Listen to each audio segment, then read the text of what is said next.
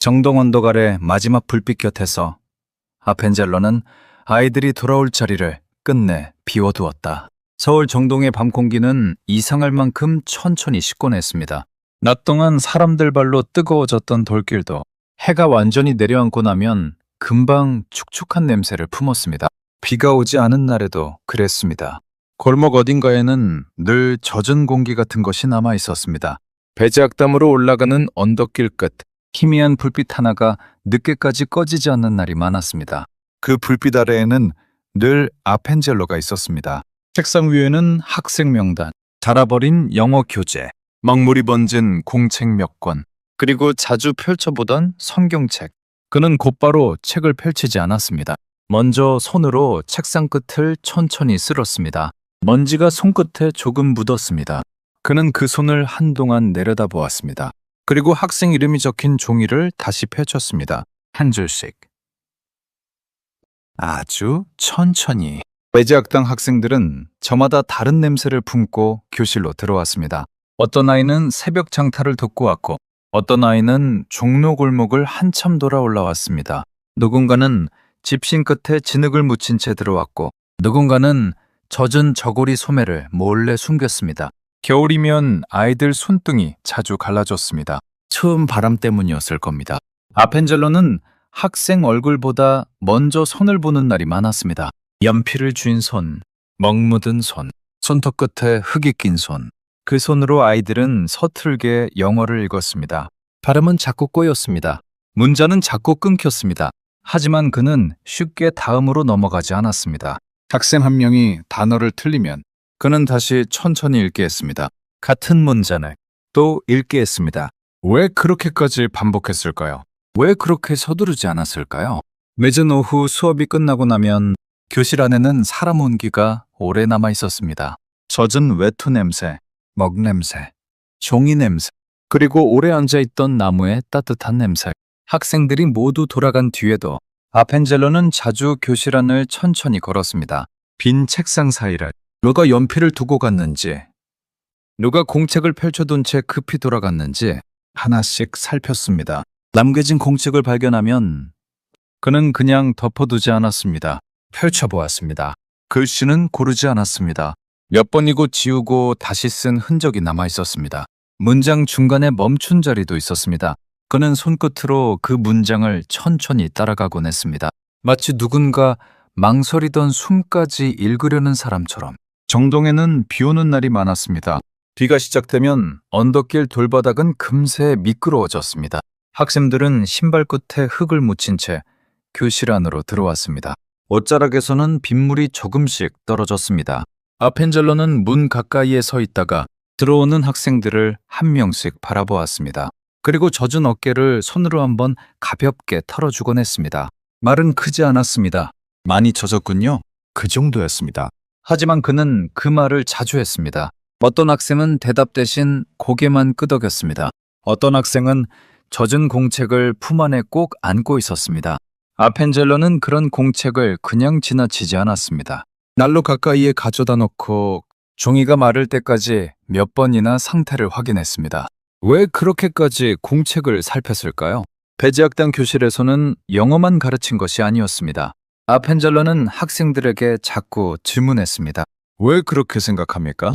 학생들은 쉽게 대답하지 못했습니다. 그 시대에는 질문받는 일 자체가 익숙하지 않았으니까요. 누군가는 괜히 공책 모서리만 만졌고 누군가는 시선을 바닥으로 내렸습니다. 교실 안은 금방 조용해졌습니다. 창문 아래로는 비냄새가 천천히 스며들고 있었습니다. 아펜젤러는 학생을 재촉하지 않았습니다. 대답이 늦어도 기다렸습니다. 창가 쪽으로 잠깐 시선을 돌렸다가 다시 학생 얼굴을 바라보았습니다. 그리고 아주 조용히 말했습니다. 천천히 말해도 됩니다. 그 말 뒤에는 늘 긴 침묵이 남았습니다. 아이들은 그 침묵 속에서 다시 연필을 들었습니다. 조심스럽게. 밤이 되면 그는 다시 교실 불을 켰습니다.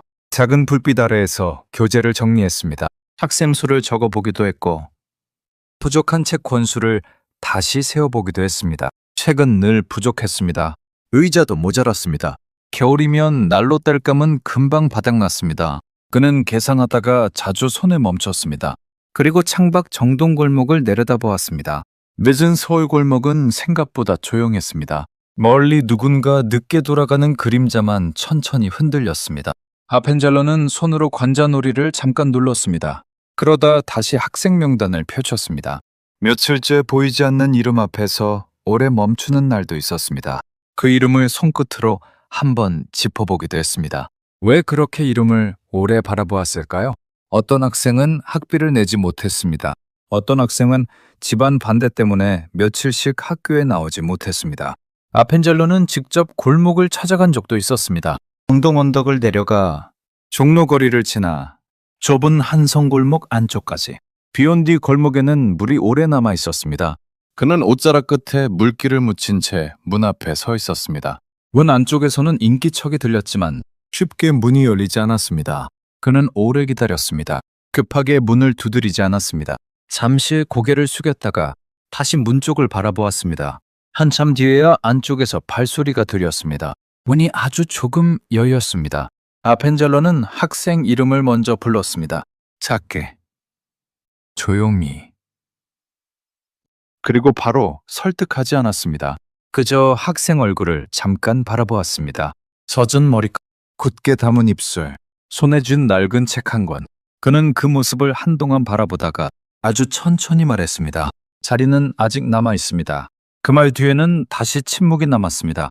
골목바람만 지나갔습니다. 그는 학생들에게 자꾸 책을 읽게 했습니다. 큰 소리로.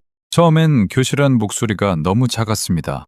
누군가는 입 안에서만 중얼거렸고 누군가는 틀릴까봐 고개를 숙였습니다. 아펜젤러는 다시 읽게 했습니다. 천천히 한 문장씩. 그리고 틀려도 바로 끊지 않았습니다. 끝까지 읽게 했습니다.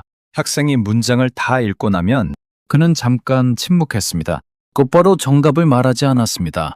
대신 다시 첫 문장을 읽었습니다. 아이들도 따라 읽었습니다. 처음보다 조금 더 크게. 그는 그 변화를 오래 지켜보았습니다. 누군가 처음으로 자기 목소리를 조금 더 크게 내는 순간을 놓치지 않으려는 사람처럼. 배지학당 마당에는 비온 뒤 무릉덩이가 자주 생겼습니다.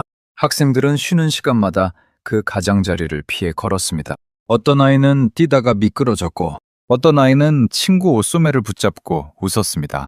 아펜젤러는 복도 기둥 곁에 서서 그 모습을 바라보곤 했습니다. 한참.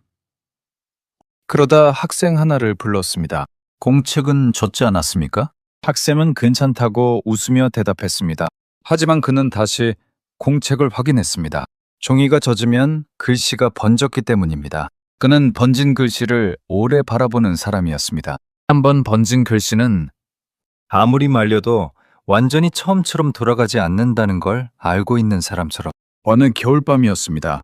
학생 몇 명이 늦게까지 남아 있었습니다. 시험 준비 때문이었습니다. 부실한 공기는 차가웠습니다.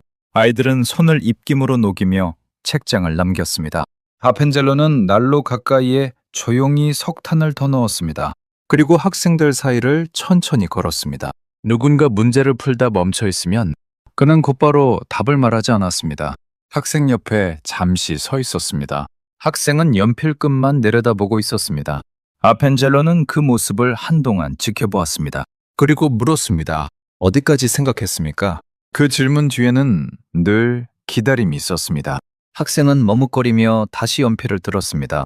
아펜젤러는 고개를 조금 끄덕였습니다. 아주 작게. 그는 한국 감리교를 개척한 사람이었습니다. 하지만 이상하게도 사람들이 오래 기억한 것은 거대한 설교보다 작은 장면들이었습니다. 늦은 밤까지 교실 불을 끄지 않던 모습, 학생 이름을 자꾸 불러주던 목소리, 젖은 공책을 난로 가까이에 세워두던 손, 비오는 정동골목 끝에서 오래 기다리던 그림자. 왜 그런 장면들이 남았을까요? 아마 그는 알고 있었던 것 같습니다. 학교는 건물로만 남는 것이 아니라 누군가 포기하지 않고 기다려준 시간으로 남는다는 것을. 그리고 어떤 아이들은 그 기다림 하나 때문에 다시 교실 문을 열고 들어온다는 것을. 정동의 새벽 공기는 차가웠습니다. 멀리 교회 종소리가 아주 희미하게 흔들려 왔습니다. 배지학단 복도에는 아직 어젯밤 불냄새가 남아 있었습니다. 아펜젤러는 교실 문을 천천히 열었습니다. 창문을 조금 열어 공기를 들이고 책상을 다시 가지런히 맞추고 칠판이 남은 글씨를 손으로 지웠습니다. 그러다 잠깐 멈췄습니다. 그리고 아무도 없는 교실을 천천히 둘러보았습니다. 학생들 웃음소리도, 지문도, 연필 굴러가는 소리도 아직 남아있는 것처럼 그는 손으로 책상 하나를 가볍게 쓸었습니다. 아주 천천히. 그리고 학생 명단을 다시 접어 품 안에 넣었습니다. 오늘도 누군가는 다시 이 교실 문을 열고 들어올 테니까요. 그는 불빛을 한번 바라보았습니다. 그리고 다시 다음 수업 준비를 시작했습니다. 조용히. 끝까지. 구독과 좋아요로 함께 해주시면 감사하겠습니다.